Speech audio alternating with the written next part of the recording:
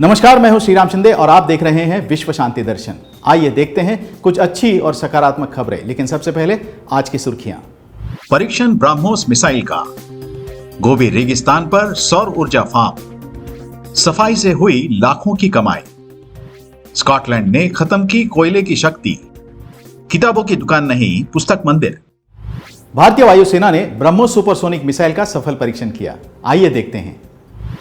भारतीय वायुसेना ने भारतीय नौसेना के साथ समन्वय में पूर्वी समुद्र तट पर विमान से ब्रह्मोस मिसाइल का सफलतापूर्वक परीक्षण किया।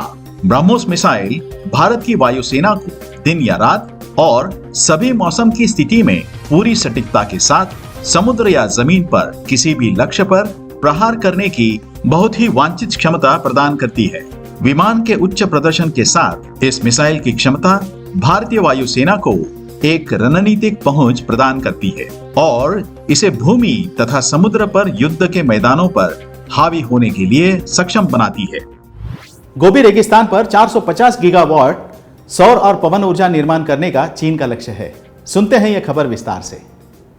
चीन ने गोबी और अन्य रेगिस्तान क्षेत्रों में सौर ऊर्जा और पवन ऊर्जा उत्पादन क्षमता के 450 गीगावाट का निर्माण करने की योजना बनाई है। अक्षय ऊर्जा के उपयोग को बढ़ावा देने के ये प्रयास जलवायु परिवर्तन के लक्ष्य तक पहुंचने के लिए किए जा रहे हैं। राष्ट्रपति शी जिनपिंग ने चीन की कुल पवन और सौर क्षमता को कम से कम 1200 गीगावाट तक लाने और 2030 तक अपने कार्बन उत्सर्जन को चरम तक कम करने का संकल्प लिया है। चीन ने 2021 के अंत तक 306 गीगावाट सौर ऊर्जा क्षमता और 328 गीगावाट पवन क्षमता स्थापित की थी। मरुस्थलीय क्षेत्र में लगभग 100 गीगावाट सौर ऊर्जा क्षमता का निर्माण पहले से ही चल रहा है। 2 इंजीनियर तिरुपति से कचरा साफ करते हैं और कमाते हैं 10 लाख रुपए प्रति माह। कैसे, आइए देखते हैं।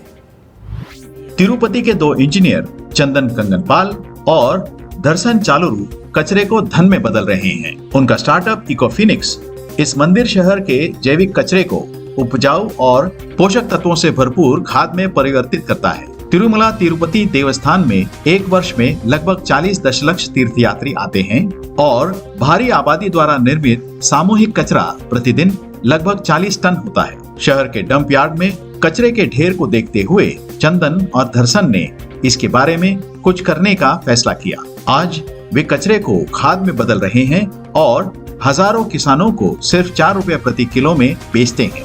ये स्टार्टअप अब हर दिन लगभग 1 लाख किलो खाद बनाता है और इसका कारोबार लगभग 10 लाख रुपए प्रति माह हो गया है।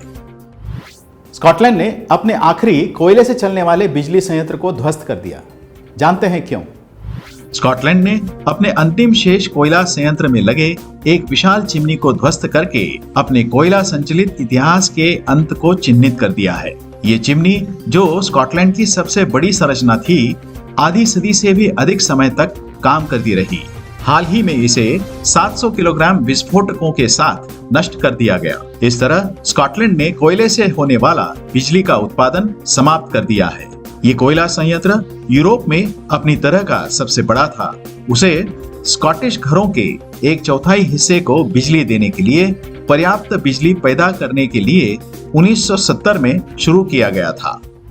एक अनोखी किताबों की दुकान, जहां किताबें ही नहीं वस्तुकला भी लोगों को आकर्षित करती है। चलिए चलते हैं।